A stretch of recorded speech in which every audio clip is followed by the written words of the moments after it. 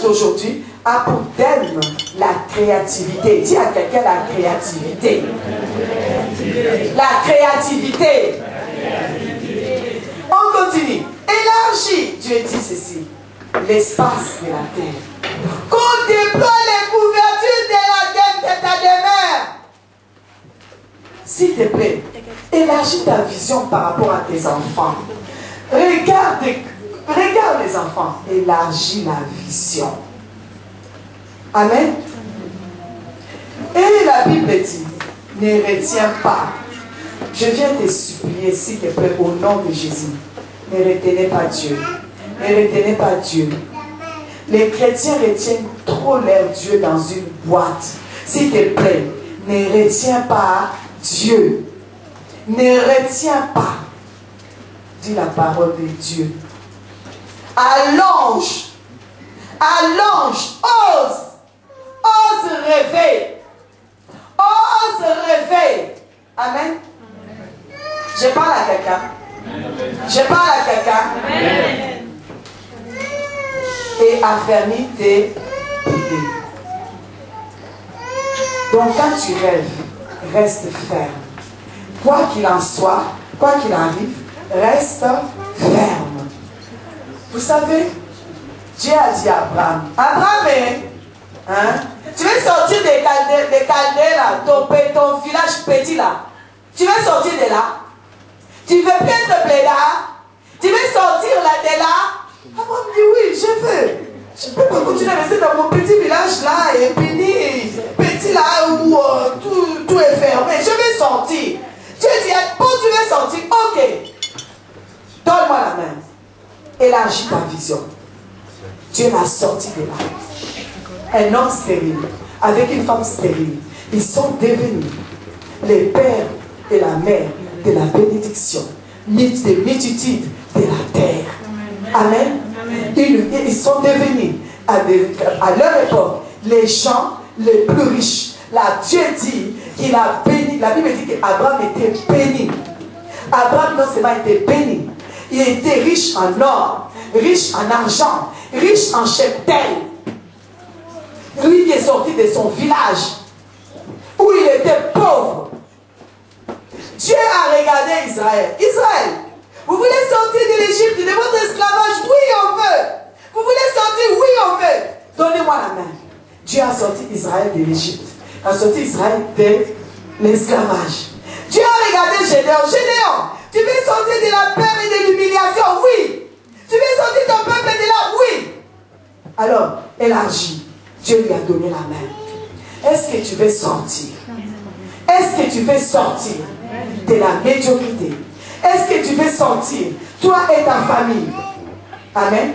Vous savez, il ne suffit pas d'avoir des gens qui prêchent bien. Ce qu'il faut, c'est des gens qui écoutent bien. Vous avez des prédicateurs ici extraordinaires. De haut niveau. Les pasteurs qui enseignent et prêchent extraordinairement profond. Les pasteurs maintenant enseignent et prêchent extraordinairement profond. Moi je prêche ce que je peux. Mais si nous avons un auditoire complètement bondé et complètement microcéphale,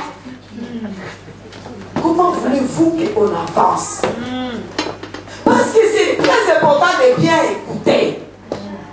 Moi, je ne prêche pas pour que vous puissiez savoir. C'est écouter et vivre. Vivre la parole. Dis à quelqu'un, vivre la parole.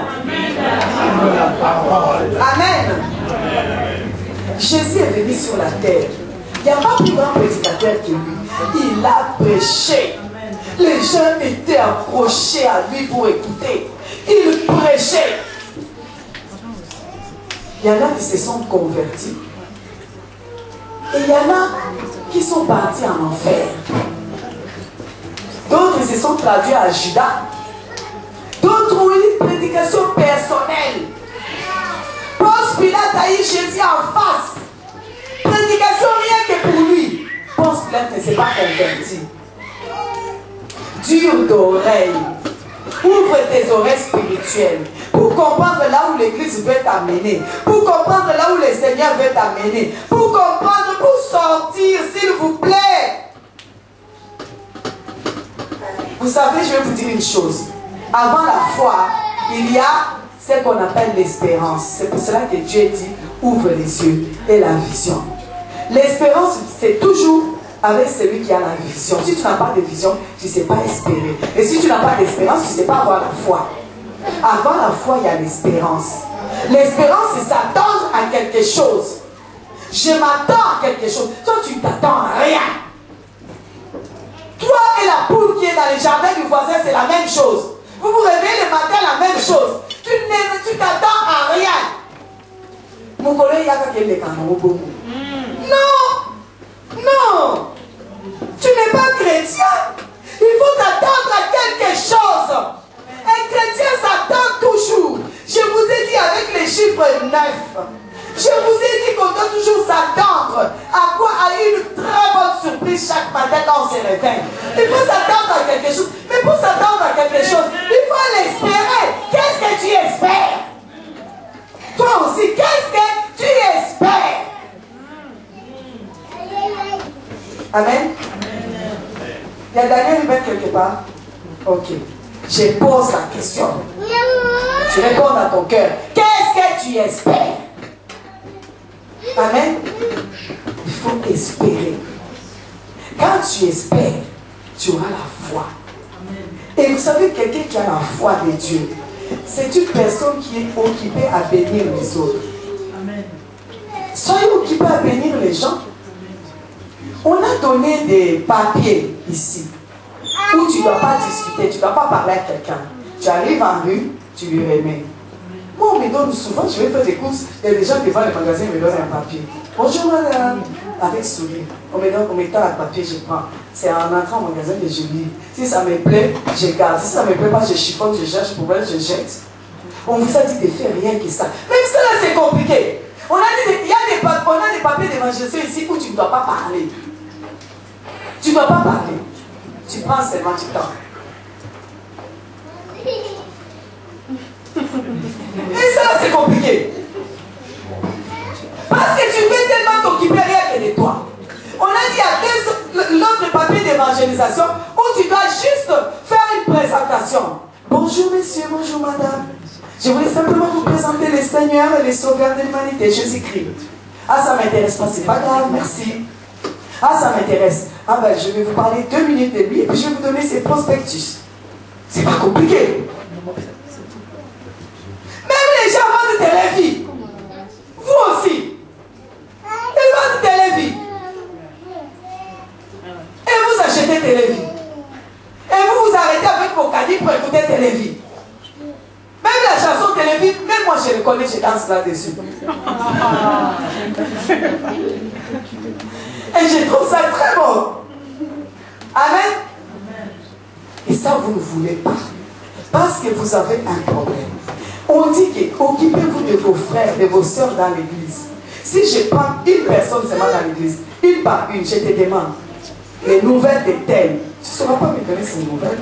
Parce que tu ne l'as pas vu, tu ne l'as pas appelé, tu n'appelles jamais personne, tu t'occupes que de toi. Même les païens ont compris que le monde va à sa perte à cause de l'individualisme. Ils ont commencé à faire des émissions comme Dîner presque parfait. Et 5 personnes qui ne se connaissent pas, ils vont se retrouver, ils vont s'inviter pour aller manger, l'un c'est l'autre, et après ils se poignardent dans les dos pour que l'autre ne puisse pas voir, même s'il a bien préparé. On dit qu'il a mal préparé pour ne pas que vous savoir. Même les païens font ça. Toi, depuis quel jour, depuis quand tu as invité quelqu'un à manger chez toi?